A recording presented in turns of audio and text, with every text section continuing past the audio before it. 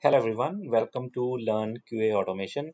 So in the last couple of lecture, what we did was we set up our driver class, and in the test class, what we are doing, we are initializing get driver method, like we are calling this method directly, and this is doing every like all the heavy work, like whatever we mention here in the properties file, it is picking up that and also defining that options respective to that particular browser in our WebDriver thread class, whatever we have defined here. And we have taken care of all these initializations in our web base, where we can open the browsers or initialize the browser objects, and in the like after suits we can close all the driver objects. So all these things we covered. So now what I'm going to do is we'll talk about little more about page objects, because here you can see we have only one page object which I have defined, and I'll take a quick example. I'll open a WordPad. Okay, so in the current example, if I talk about like we are searching something. For example, I am searching for here like milk, for example, and this is basically our homepage, which is Google homepage for Google. And whenever we hit enter, we are redirected to results page, which gives us basically where we are looking for images, or we clicked on the when when you are on the result page, you are clicking on the images button. So this is a second page. So in page object model, what we do is page object model in POM model, what we do is we define every entity or our objects, and objects here I mean like web elements and their respective actions or methods in particular page, in respective page. Okay, so for us, what we'll do now is where we are entering our text for searching, we'll consider it as home page, which we have created already, and where we are clicking on the images icon, images button, that would be second page, which I'll call that as results page for now, for simple. So what page object model says that whatever we have a separate elements, then we define those elements mm, in the respective page itself.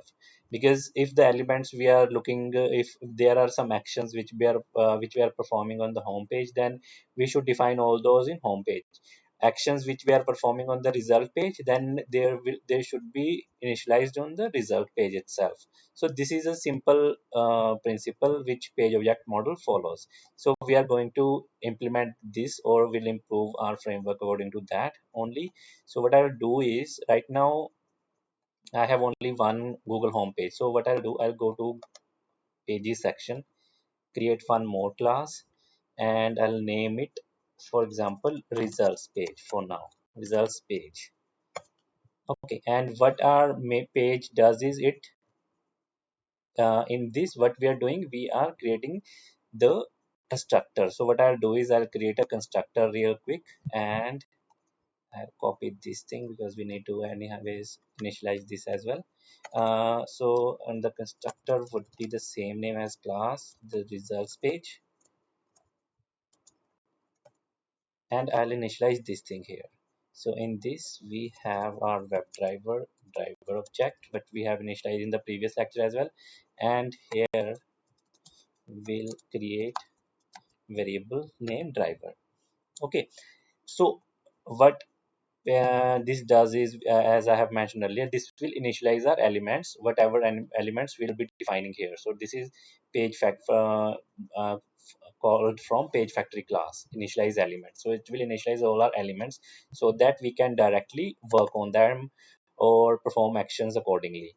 So results page is there. So now what I'll do, if you notice, we have one element which does not belong here. So I'll cut it from here and I'll paste. under this find by element. Okay, and now another thing, what we want to do on this page, just to search the items. So what I'll do, I'll like clicking on this element and searching for clearing this field and then entering the element and then clicking on submit. Then wait for element is the same. So what I'll do, I'll shorten it because there is some lambda operation. I can replace this just to make it shorten. Otherwise, there's no issue with that function as also. So what I'll do, these things what we are doing here does not belong here now. These are to belongs to other class. So what I'll do is I'll remove this as well and we'll implement logs in the next few lectures. So in the result page, what I'll do, I'll create one function like public void for now click image or click image button, click image. Just a name, you can give any name. I'm just giving it click images and I'll create a function here. Now I'll paste this element, these things, all the copied item here, and it throws an exception. So I have just create. Now you'll see we have the actions which are performed in the results items are segregated in this page, and for Google, like for this home page, we are just sending search result string and we are clearing the field and then we are hitting on the submit button. So all these things are on the same page, lies on the same page. So we have segregated this part. So what we'll do now, we have to call this function. So one simple uh, way is that we just create an object of that class. So results page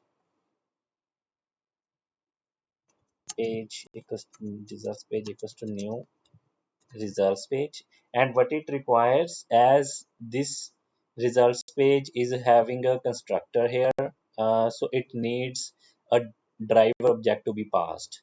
So what we are doing in earlier also we are passing a driver object, so we'll pass driver object here, so it will be satisfied. Okay, so now af- now what I can do is we are sending or calling this function method here. So after performing this, we can go to results page and we can click images button directly. So you must have noticed that now there are two things happening here. We are creating two classes or objects of two classes and performing actions based on the methods which are present in particular class. For example, search item is present in Google homepage and click images is present in result page. So we are calling these methods accordingly. So what I'll do is just I'll clean this up a little bit. I'll delete this as well. I'll remove this because we are already doing this thing. So you'll see our test case is a bit cleaner now. So what I'll do, I'll run this to see if it is working as expected or not. So I have just initialized it and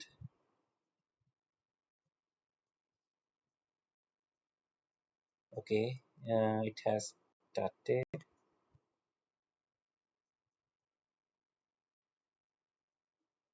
Yes, okay, it has launched Firefox. So it should go to Google homepage, search for item, click on Google search. Yes, it has taken. Now we are on the result page. Then it should click on images icon. Okay, it has done this action. And now you can see we have like the browser got closed automatically because we have after suit implemented. Although we are not utilizing that test ng file yet, we'll come to that in a bit. But I just want to make sure that the things are running like in a proper manner. So this is the one way, like calling object of every class and then performing action accordingly. But this I would say is not the right way if we talk about the page object model concept, because whenever you are writing some flow, for example, if I'm on a Google home page and something goes wrong on this page, then I should not be able to go to the next page itself.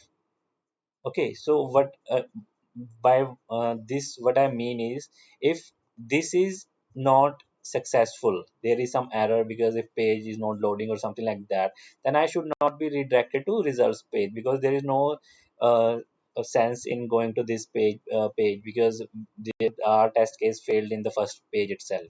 So what we can do here is, let me write some code and I'll explain you. So what I'll do here, you can see this is a search item which is present on the Google homepage. So instead of making this function as void, what I can do, I can make this function to return a results page object, or we will the return type would be results page, because whenever we search an item, anyways we are going to the next page and we want to go to the next page, then only the action should perform on the results page itself. So we have defined result page here, but here it is complaining that we need to do something about this result page, because we need to resolve the, like, need to return the object as well. So what I'll do, I'll quickly go at the bottom, then I'll return new results page. Okay, now what results page is requires, this requires a driver object, because we have defined a constructor in results page itself and which is asking for a driver object. So what it will do is, if there is a success in this function, if this is have a, like, a success rate, for not a success rate, if this succeeds, so it will only return this driver object to the result page, otherwise it will not. So the benefit of this is, I'll show you quickly by going to test case. Now what I can do is, instead of creating this results page class or object, so what I can do is I can comment this out, and you'll notice now we have Google home page only, and we are calling search item page, and we are sending the search item here. But we are getting this error. I'll comment this as well. So here what I'll do, after searching for an item, we know that when you have searched some item, and if it succeeds, then it will return us the object of next page, which is results page. So because I have specified here that it will return us a new object of results page, so it will be easier if I can do like this. For example, this will make more sense, like from within, like within this function. Now what we can do is, we can call the method of another class, which is results page. And what is the next method is click images. So if you see here, we went to Google home page, we have just provided a driver object once here. Earlier we had to provide the driver object in this class itself, and I'll explain you why it makes more sense. So what it'll do, first it will go to search item, it will pass a string, and then if this succeeds, then it will return an object, and from where we are able to click the images within this method only. So it is a complete flow. It's a chaining which we are performing here. Like from one page class, we are going to another page. So this makes more sense. So this eliminates this thing, because there is a very much possibility that your application will have, suppose, like 20 pages or 15 pages which you are going, and every time what you have to do, create object like this. For example, every time you have to do creating an object like this. So this is not a good practice. So instead of creating object of all the pages, what we are doing, we are following a chaining approach, where within the first class we are returning the object of next class. Okay, so if this makes sense, then please do let me know. Otherwise, I'll explain it more if in case you have any doubt. So this is it for this tutorial. So thank you so much for watching.